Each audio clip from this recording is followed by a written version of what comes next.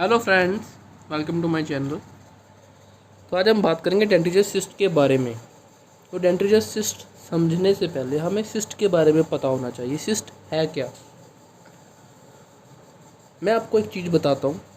जब भी आप वर्ड सुने सिस्ट, आप समझ जाना बॉल। बॉल, हाँ जी, बॉल जो हमारी प्लास्टिक की बॉल होती है जिससे बच्चे बैट बॉल खेलते हैं। तो क्योंकि ये जो हमारी सिस्ट है इस बॉल से काफ़ी मिलती जुलती होती है, ठीक है। जैसे एक बॉल खाली होती है अंदर से, वैसे ही एक सिस्ट भी अंदर से खाली होती है। बॉल प्लास्टिक की बनी होती है, ये हमारी एपिथेलियम की बनी होती है, लाइनिंग की बनी होती है। एपिथेलियम लाइनिंग की बनी होती है, ठीक है। अगर आपको सुनने में मिले क्योंकि पेशेंट कह रहा है कि उसने डायग्नोज करवाया, उसके सिस्ट निकली हैं, तो आपने समझ जाना है कि वो कह रहा है कि उसके फॉर एग्ज़ाम्पल XYZ पार्ट में बॉल्स बन गई हैं। अब ये बॉल्स नॉर्मली हमारे शरीर में प्रेजेंट नहीं होती, ये एक पैथोलॉजी की वजह से बन जाती हैं, ठीक है। कुछ एग्जांपल्स मैं आपको बताता हूँ, जैसे शिबेसियस सिस्ट, ये हमारी स्किन में बनती है। एक होती है ब्रोंकियल सिस्ट, एक होती है डर्मोइड सिस्ट। सबसे कॉमन आपने सुना होगा फीमेल्स में होता है PCOD, पॉलीसिस्टिक ओवेरियन डिजीज़। इसमें क्या होता है कि छोटी छोटी काफ़ी बॉल्स बन जाती हैं। अच्छा, एक इम्पोर्टेंट चीज़ बतानी मैं भूल गया। ये जो बॉल्स होती हैं हमारे जो शरीर में बनती हैं, जिसे हम सिस्ट कहते हैं, ये अंदर से खाली नहीं होती। इनमें कोई फ्लूइड भरा होता है, सेमी फ्लूइड भरा होता है, या फिर गैसियस कंटेंट भरा होता है, ठीक है। अच्छा, सपोज़ अब सिस्ट बन गई, तो सिस्ट से हमें नुकसान क्या? नंबर 1, नॉर्मली प्रेजेंट नहीं होती। नंबर 2, अगर बन गई हैं तो ये क्या करती हैं, ये ग्रो करती हैं, साइज में बढ़ती हैं, फट जाती हैं। जो इसके अंदर कंटेंट होता है वो निकल जाता है बाहर। अब ये जो मान लो अंदर कंटेंट है, फ्लूइड है, सारा फैल गया तो इन्फेक्शन के चांसेस बढ़ जाते हैं, ठीक है। और अगर साइज ये ग्रो कर रहा है, काफ़ी ज़्यादा ग्रो कर रही है, बॉल्स अज्यूम करो एक छोटी बॉल है, फुटबॉल बन गया, बड़ी साइज की होगी। जहाँ पे भी ये बनी है, जहाँ पे भी इसका साइज बड़ा हो रहा है, वो ऑर्गन डिस्ट्रॉय हो रहा है। सपोज़ बोन में सिस्ट बन गई है, अब साइज बढ़ रहा है, अंदर से खोखला हो रहा है ना, खोखलापन बढ़ता जा रहा है, तो ऐसे ही जो हमारी बोन हो वीक हो जाएगी, फ्रैक्चर होने के चांसेस ज़्यादा होते हैं, ठीक है। अगर सपोज़ करो इस सिस्ट के अराउंड कोई हमारी इम्पोर्टेंट नर्व है, वो इसमें जो मतलब उसको प्रॉब्लम कर सकती है, ठीक है। तो ये होती है सिस्ट। तो सिस्ट में 3 चीज़ें होती ही होती हैं। नंबर 1, ल्यूमन, खाली जगह, होलो कैविटी, ल्यूमन हो गया हमारा। फिर उसके बाद लाइनिंग। लाइनिंग क्या होती है? जैसे एक प्लास्टिक बॉल होती है, प्लास्टिक की बनी होती है, हमारे शरीर में प्लास्टिक तो होगा नहीं, वहाँ पे स्किन होगी जिसे हम लाइनिंग एपिथेलियम कहेंगे। और सबसे बाहर कवरिंग होती है जिसे हम कैप्सूल कहते हैं, कनेक्टिव टिश्यू की बनी होती है। तो सिस्ट में ये 3 चीज़ें पक्की होती हैं। डन। अच्छा, अब हम बात करते हैं डेंटिजेरस सिस्ट के बारे में। अब ये जो सिस्ट है, नाम में डेंटिजेरस आ रहा है, तो मतलब ये हमारे दांत से रिलेटेड कोई सिस्ट है। अब हमारे जो हमारी BDS में हम पढ़ते हैं,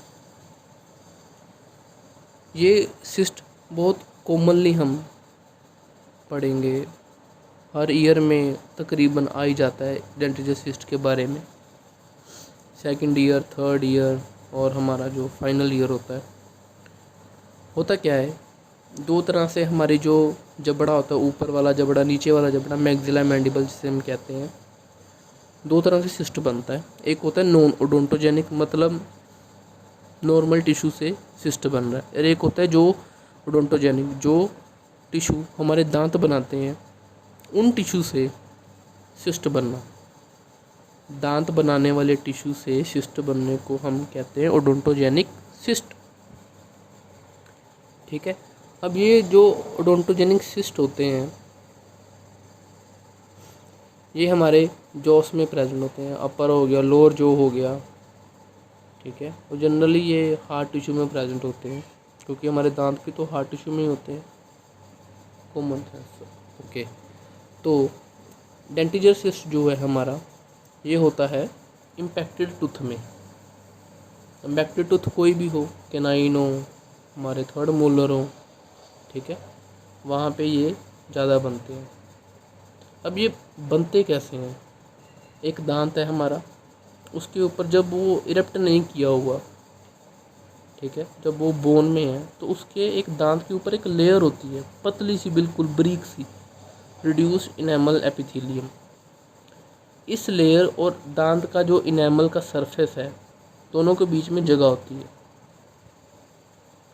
अब किसी कारणवश इस जगह में पानी भरना शुरू हो गया और ये बैलून की तरह फूलना स्टार्ट हो गया।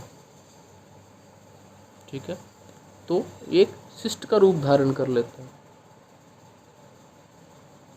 सिस्ट का रूप ले लेता है। अच्छा, तो ये सिस्ट जैसे ये ग्रो करता जाएगा बोन को खाता जाएगा। ठीक है। और अगर हम रेडियोग्राफ में देखेंगे तो हमें खाली खाली जगह दिखेगी बोन में, गोल दांत के अराउंड। अब इसका नुकसान क्या है हमें? वही बोन में ग्रो कर रहा है, बोन का जो मास है वो कम हो रहा है। ठीक है। साथ वाले दांतों को प्रॉब्लम कर रहा है। अगर सपोज मैंडिबुलर के थर्ड मोलर में हो रहा है और उसके पास हमारी जो इंफीरियर एल्वियोलर नर्व है उसको भी दिक्कत कर रहा है, तो आप समझ सकते हैं कि हमें झुनझुनाहट सी फील होगा, हमारे एनेस्थीसिया पैरेस्थीसिया की प्रॉब्लम स्टार्ट हो जाएगी, फ्रैक्चर तो होंगे ही होंगे। और सपोज़ करो अगर ऊपर से इन्फेक्शन हो गई इस चीज़ में तो और दिक्कत होगी, पेन होगी बंदे को। तो डेंटिजर सिस्ट हमने 2-3 लाइनें यही मेन इंपॉर्टेंट याद रखनी है। रिड्यूस इनेमल एपिथेलियम और जो हमारा इनेमल सरफेस के बीच में फ्लूइड भर जाना। इम्पैक्टेड टूथ में होता है, ये ग्रो करता है, ग्रो करने से साथ वाली चीज़ों को प्रॉब्लम करेगा। ठीक है। हिस्टोलॉजिकली हम देख सकते हैं कि हमने पहले 3 चीज़ें बता देनी है कि हाँ अंदर ल्यूमन होता है, फिर लाइनिंग होती है, ठीक है, देन उसके बाद कनेक्टिव टिश्यू होता है। ये चीज़ें बता दिया कि हाँ अंदर फ्लूइड कौन सा होता है, वाटरी फ्लूइड, येलो कलर का फ्लूइड होता है। और अगर हम इसे रेडियोग्राफ में देखेंगे इस सिस्ट को, ओब्वियसली पहले बोन थी, रेडियो पे एक थी, उस बोन में खाली कैविटी बन गई, अब रेडियोल्यूसेंसी होगी, वो भी गोल शेप की। ठीक है। अच्छा, अब लास्ट में आता है इसका इलाज क्या है। इलाज क्या होता है? अब अंदर बोल बनी, बोल को निकाल दो। कैसे निकालेंगे? फ्लैप को उठाया, मतलब स्किन को रिमूव किया, बोन को काटा, बोन के अंदर से इस बोल को निकाल दिया। इसे कहते हैं इन्यूक्लिएशन। न्यूक्लिएशन कर दिया हमने। पर तब अगर बोल छोटी है, अगर सपोज करो बोल का साइज काफ़ी बढ़ गया है, तो हम क्या करेंगे? स्किन को रिमूव किया, बोन को निकाला, अब हमें बोल दिख रही है। बोल को हम कट लगा के ओपन करके खोल दिया, उसमें से सारा सामान निकाल दिया हमने बाहर, उसका फ्लूइड निकाल दिया। अब इस बोल को हम खुला छोड़ देते हैं, इसमें हम ड्रेसिंग कर देते हैं और पेशेंट को टाइम देते हैं।